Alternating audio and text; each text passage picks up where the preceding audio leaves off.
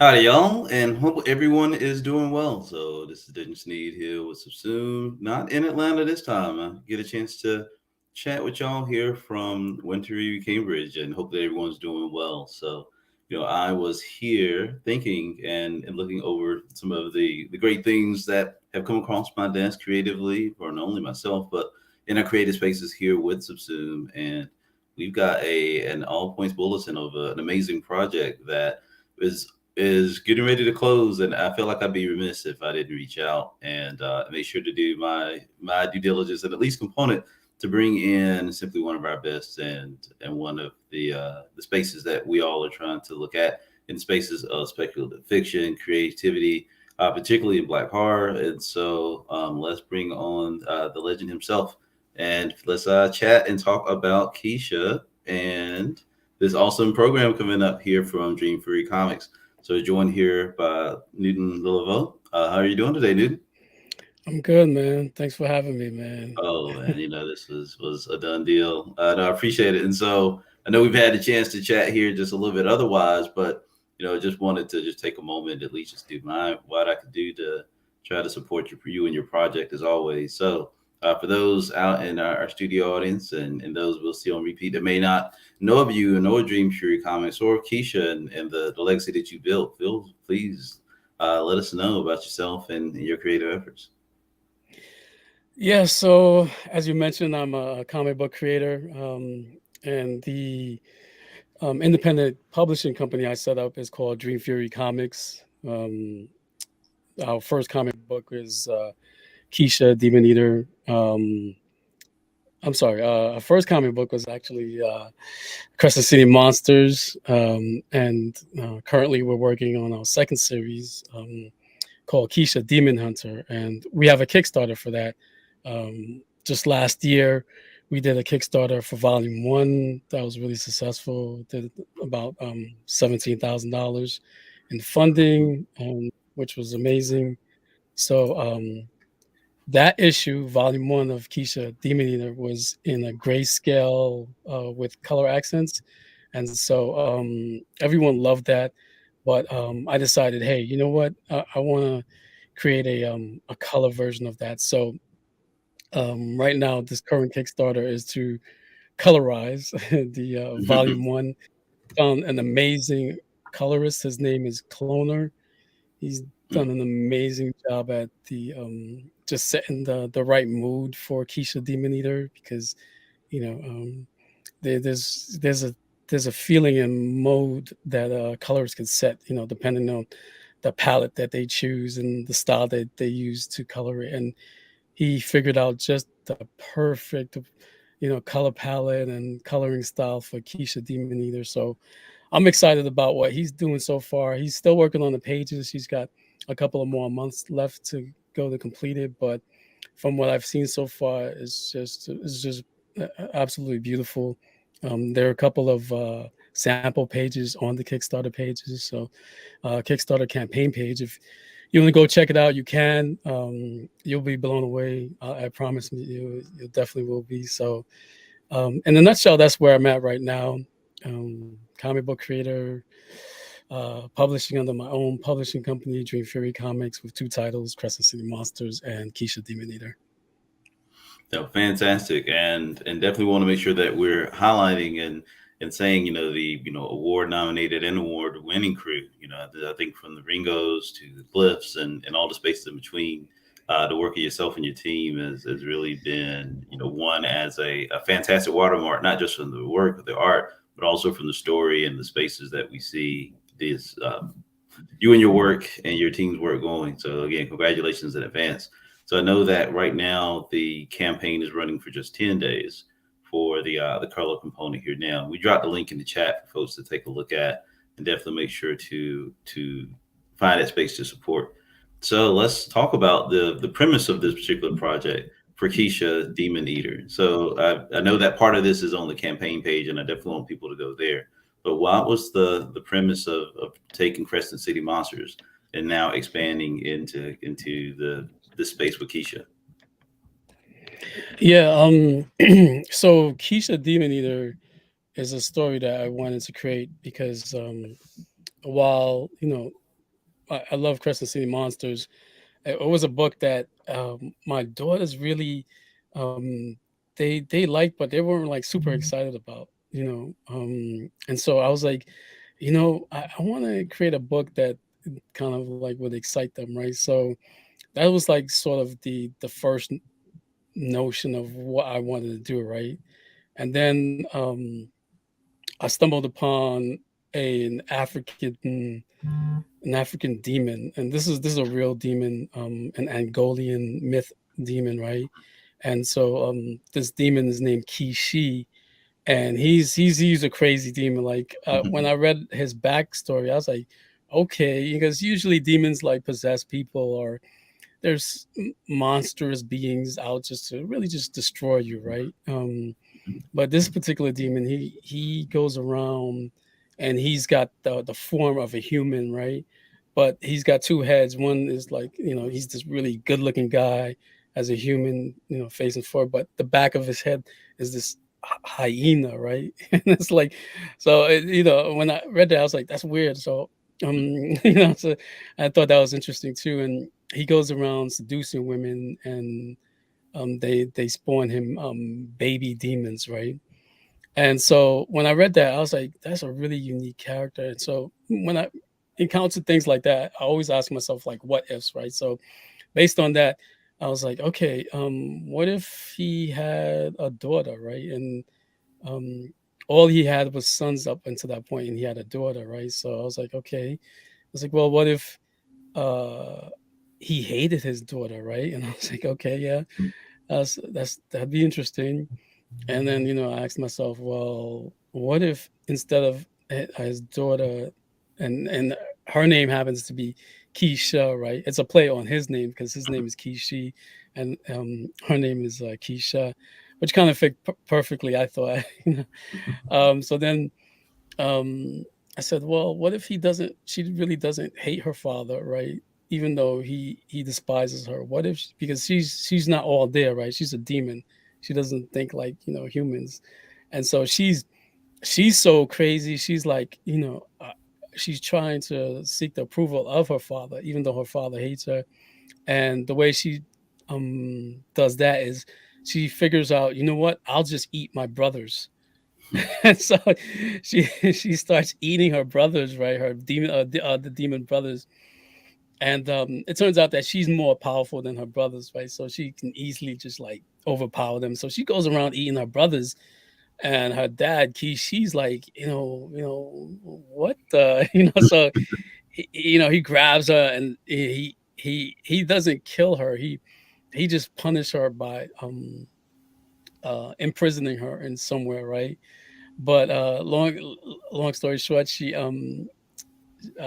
fast forward to present time, and we meet our protagonist Keisha, right, with the same name. They happen to have the same name as Keisha. The human has the same name as Demon Keisha, and she accidentally releases Keisha, Demon Keisha, and she gets possessed by her, and eventually she gains the attention of a demon hunter, and that demon hunter comes after her, and she, her family is concerned about her because now she's not only possessed by a demon, but there's this demon hunter out to kill her. So they send her away to her aunt in Kansas. The aunt, the family's immersed like in the supernatural world, so they have an aunt in Kansas who knows how to exorcise demons. The aunt is sort of like the black sheep of the family, but they have no choice. They send her there anyway. And so when Keisha gets to the town, she realizes like her aunt and the town isn't like isn't what she thought it was. The town is full of supernatural monsters, and it turns out that that the demon that Keisha has, she needs to survive. The trials and tribulations that she encounters with the within the town. So that's the basics of the story. So the very thing that she was trying to get rid of is the thing that she needs to survive. So that's Keisha Demon Eater in a nutshell. It's fantastic, and always just really appreciative of how you take African folklore and bring it into a more current space and place to be not only appreciated but to be realized. And I know you've done that with other works as well. And so let me ask, how long is another book is this is a colorization of that current book. So for volume one, is there already thoughts of like the next volumes? Will this be a continuation, or are you right now approaching this maybe as a one shot? So how's the landscape for the story based off the book that we have currently out? Oh yeah, this is definitely a continuation. It's going to be a continuous uh, book series. I'm not sure how many issues I'm going to have, but it's going to be as many as possible because I'm a big believer in like the slow burn. So I'm going to take my time and develop the story and just try to build a world and develop the characters because I'm a big fan of character development. I think that really helps, solidify a story. So I'm going to take my time, as I usually do with, you know, kind of just bringing the story out. I don't try to rush things in. Like I'm not doing things too quickly. Like, so I like to kind of just um, include kind of like the human kind of perspective in terms of how a character reacts to something. So like if something traumatic happens, I don't just gloss over it. I ask myself like, okay, as a regular person, how would you react to that? What would your reaction to be to that? And I try to make my characters react in a way that's as human as possible, so readers can relate to it. So I'm not because sometimes you'll read a story and they'll gloss over certain things or just for just for the sake of the flow of the story they'll just kind of like um not really go into too much depth in terms of like what a character's feeling about a certain situation. So but I'm the opposite. I like to just kind of dig into that because I think that's the best part of the stories. And it's kind of interesting too because sometimes there'll be things I'll do in a story and I don't realize like the impact it might have on a reader. Because I remember when there's this is not a spoiler and I'll try to avoid spoilers, but there's a scene where Keisha there's a there's something revealed to her that she didn't know. And I remember I was doing an interview and the people who were interviewing me, they were like they were the guys from the Rebel Five. And they were like, that scene where there was a family secret. I kind of relate to that because, and a lot of families, there's always that one person that there's a secret and everybody else knows, but that person doesn't know. Hmm. And I never really thought about that, when I wrote that scene. And I was like, wow, okay, they really that part of the story kind of really hit them more than I expected. So Hmm. it's always cool when you're writing and you get a little bit like a reaction, or there's a reaction that you didn't expect, or there's a perspective that the reader is looking at that you're like, okay, I didn't really think about that, and but the reader is like looking at it. So the whole thing is really interesting. I just love the whole process of writing and people interpreting your work, or you know digging into it and seeing things that you may not have seen, in your own story. So I think that's always cool. Well, it's always such a great thing about being so authentic and so intentional with your world building. Like you say, you got so many other avenues of thought that get a chance to be introduced. Particularly when we think of horror, we think of it as a lot of times from the outside, it's very linear, right? There's some objective, there's something out to get our hero or heroine, right? And they have to overcome. It's the hero's journey. But for horror, I think the idea is that the stakes are raised, but so somehow the other components of the story sometimes aren't as realized. So looking at horror, particularly black horror, I know that you've been, really a thought leader in this space, and really just with your works, both with Keisha as well as Crescent City Monsters, been and rightfully so, critically acclaimed. So now, in looking at it for the space of black horror, what are your thoughts as far as writing and creating in this particular genre? So I know that again, that you're very intentional with your work, but I think we have to also, of course, give you your flowers that you're extremely good at it. So the idea of writing in black horror and in this space, why do you see like an advent or a change in the Black horror narrative, particularly where we have works that are a complement to the space, such as Greg Anderson Elise's book that is also a part of this campaign with Isdana and the drums of Ogun, as well as we just had Rodney Barnes with Blackula come out. So, what's your thought from the overall perspective of creating Black horror in such a contemporary space? I think it's interesting because, like you mentioned, we have a few uh, Black creators creating horror or supernatural centric stories, right? You mentioned Greg Anderson Elise. He's a really good example of that. He's got his None of the Were Spies series, um, and one of his other series that I wish that hopefully maybe there's an issue too, The Gentleman, Hmm. one of my favorite books by him. And then you have Rodney Barnes with not only his Blackula but also his Philadelphia. That series is crazy. Then you have them bad boys of the Bitterroot Squad. Right. you know, Oh, absolutely. yeah. So you got Mike Brown, you got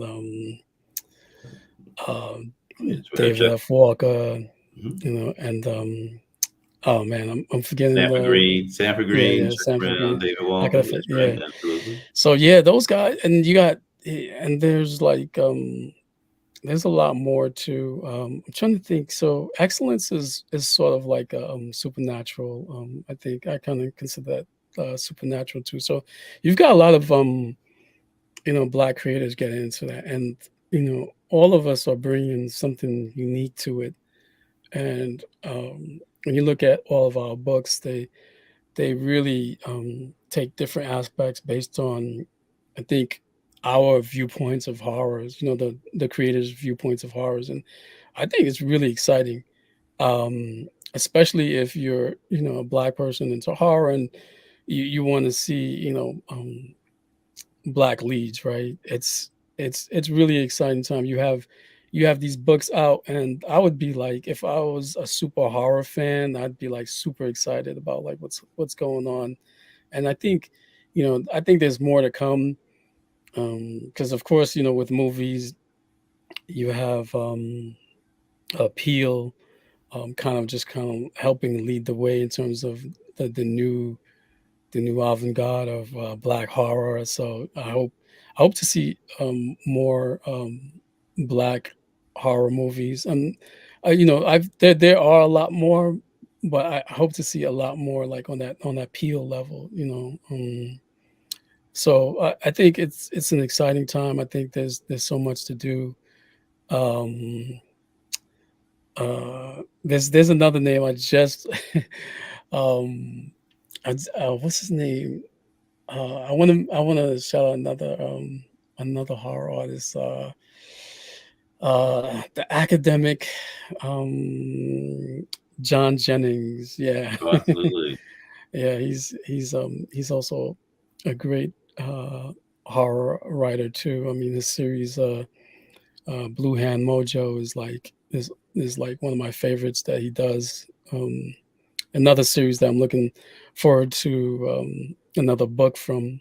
So yeah, I think yeah, like I said, it's just really. I think it's really in a really exciting time, and I think there's a lot more to come. The interesting thing too is like I don't really even consider myself like a horror writer. I just consider myself a writer who happens to have two horror series. Absolutely. Yeah, but as far as the genre itself, I think, like I said, I think there's going to be a lot more exciting things coming. I can see like this is just the beginning. I think in 2 to 3 years, like I said, someone who's a Black person who's really interested in seeing more lead characters in horror and comic books, it's going to be like the golden age for them. I'm feeling there's a lot more to come, and not just from me, just from other creators. It feels like this is just the beginning. Oh, absolutely. Yeah, and we absolutely want to make sure that that legacy lives on. Now, before we close here in a moment, be respectful of your time. First off, and again, want to make sure that we give everybody that link that we have in our chat for Facebook. Also, looks like we have it on Twitch and YouTube.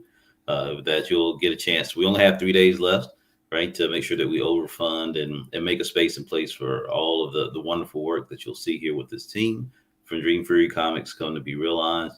Also, want to just give a quick nod to another space that you're venturing into, or looks like you may have a conversation. You spoke about Jordan Peele and being able to look at the other mediums by which we can express our stories. And so I know that in some of your conversations here this year, you've spoken about having an eye towards film.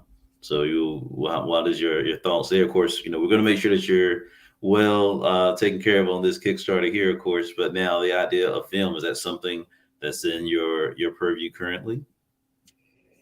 Yeah, I'm definitely interested in film. So before I even started doing comic books, I really was interested in doing a web series. I had written out the script and I was kind of looking for actors, but I had to kind of put it into. I had to put a pause on it because I realized the time and the money into creating a movie was a lot, a lot more than I expected. So I put a pause on it, and I was like, well, if I can't write a movie script, what else can I write? And comic books was like, the thing that I loved since I was a kid, and I used to even, draw and my own comics when I was like 11, 12 years old and sell it to classmates. So I was like, let me get back into comics. So I did that. And now my daughters, who one of them currently is in college, majoring in film acting, and the other one is going to college and she's going to major in directing. And so I was like, wow, okay, I couldn't have planned this any better. So I was like, maybe, this is a sign that, I should start pursuing some, you know, some some film projects. So, I talked to my daughters. I was like, look, you know, you can't just wait for, this you can't just do the stuff that you do in college, like or in your classes to to build a portfolio. You should try to do as many films as you can on your own. So I want to help them kind of build a portfolio. So like when they're done school, it's like they have such a like. Not only do they have options, but they possibly could have a fan base. You know what I mean? It's really, and that's really important. The one thing I realized as a creator is building a fan base of followers as soon as possible. So if they could do that at their young age, and start early and build a fan base of people who's following their work from the beginning, I think that's something that could help them out. So I want to, so I said, hey, let's create Lilavois Studios. Let's start working on some scripts, figure out what we're gonna do in terms of little short films, nothing major or big, because that's the way that's the way I started in comics, right? I started really small. Like the first thing I did was a web comic, and you know I would post like 3 pages at a time, every other week or every week or something like that. I didn't have like a printed book or anything like that, so I've come a long ways from there. So and it's so everything, always it's always good to start in small steps, because if you try to tackle some big mountain and your first, it's just going to be a little overwhelming, and it may take a little bit longer than you need to. So we're taking small steps, little short films, nothing too big or too grand, and then kind of like work our way up from there. And that's the plan. And unfortunately, my youngest daughter, she she applied to the Chelsea's film festival incubator program, and she got accepted. So they're helping her out with a film that she wrote, like a 5-minute film that she wrote. So, and the program is really excellent. So they're going to be filming, I think, in a couple of months or something. So she's going to be learning a lot of the ins and outs, which is great because it's like, instead of us trying to figure out the best way to do things, this incubator program will help her with that. So that's pretty exciting. So that's something that we're working on currently. We're trying to get that done because I think filming they want to start filming in May. So, and there's like a lot to do before then. So there's a lot of things to figure out. Things that I've that we've never done before. So gonna help her out with that. So that's pretty exciting. Oh, absolutely. So no, that's great to hear and understand that not only that you've got other elements coming along, but that the creative gene is definitely in the family, and there's a legacy with the new studio being built. So congratulations in advance there for sure. So just kind of as a close, where can we best follow you, support you in these last 3 days? Of course, we've got the link here, but just want to make sure we give a chance to not only support you and the team, but also just Dream Fury Comics and the great endeavors ahead. Yeah, you can follow us on social media at Dream Fury Comics, and you can find us that same handle on Twitter, Instagram, and Facebook. It's the same throughout all three three social medias, and even TikTok, we're Dream Fury Comics. So you can follow us at Dream Fury Comics, and if you're interested in supporting the Kickstarter, in all our social media profiles, there's a link to the Kickstarter page, so you can go there if you're interested in supporting a really great, awesome Kickstarter project. Awesome.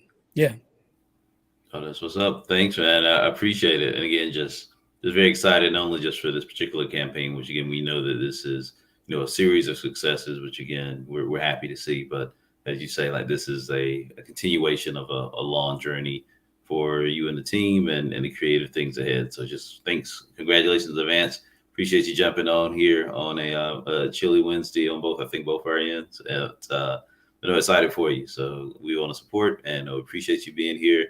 Thanks for the time. yeah. Thanks for having me on, Dedrin. I appreciate it. Oh, always, always. Thanks, man. Take care now. All All right. right. And so, with that, just wanted to jump on and give a little love to one of our best here. So, Newton Lilavois of Dream Fury Comics with KISHA, Demon Eater, colorization of Volume 1. So, with that, hope everyone's doing well, staying safe. And again, we appreciate you being a part of us having to make sure that everyone stays included in their creative dreams. So, this is Daniel Sneed here for Subsume, and we'll talk to y'all soon. Take care now.